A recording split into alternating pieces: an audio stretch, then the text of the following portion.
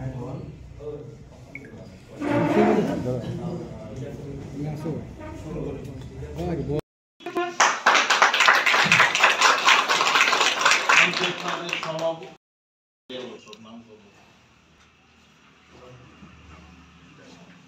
সবাইকে অনুরোধ করছি একে একে এসে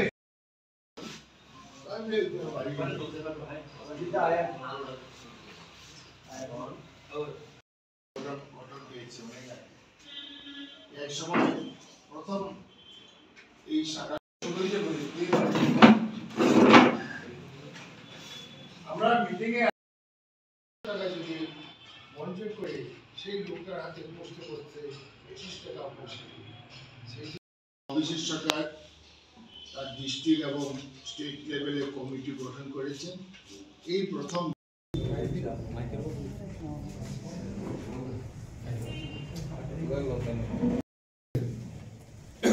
নতুন একটা শাখা সংগঠন রাজীব গান্ধী পঞ্চায়েতি রাজ সংগঠন,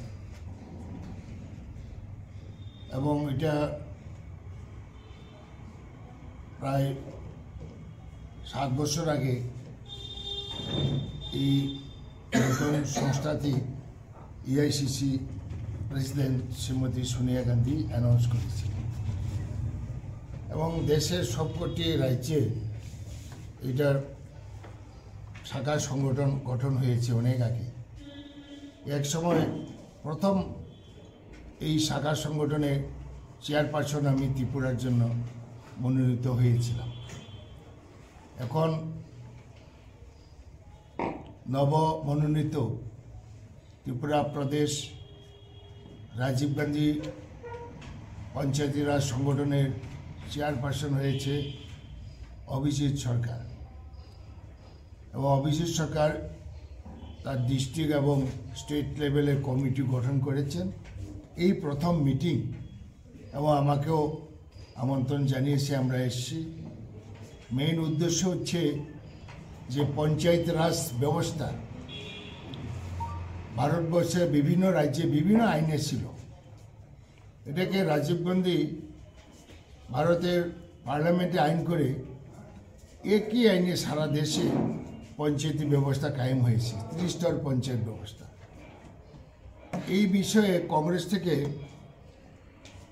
জনগণকে আরও বেশি করে সচেতন করা পঞ্চায়েত রাজ ব্যবস্থা সম্পর্কে, তার জন্য ভারতের জাতীয় কংগ্রেসের এই একটা শাখা সংগঠন গঠন করা হয়েছে।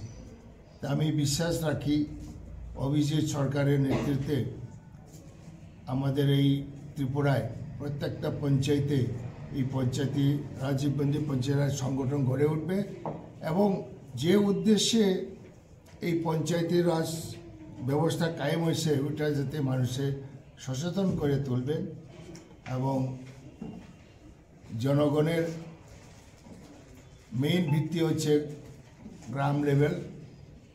এবং রাজীব গান্ধী যখন প্রধানমন্ত্রী ছিলেন তিনি একটা জিনিস উপলব্ধি করতে পেরেছিলেন যে দিল্লি থেকে কেন্দ্র থেকে দেশের মানুষের জন্য, একটা গ্রামের মানুষের জন্য 100 টাকা যদি মঞ্জুর করে সেই লোকটার হাতে পৌঁছতে 25 টাকা পৌঁছানো, সেই জন্য এই আইনটা করা হয়েছে যাতে যে টাকায় দিল্লি থেকে একটা গ্রামবাসীর জন্য দেশবাসীর জন্য টাকা মঞ্জুর হবে তাতে 100% পাওয়া যায়।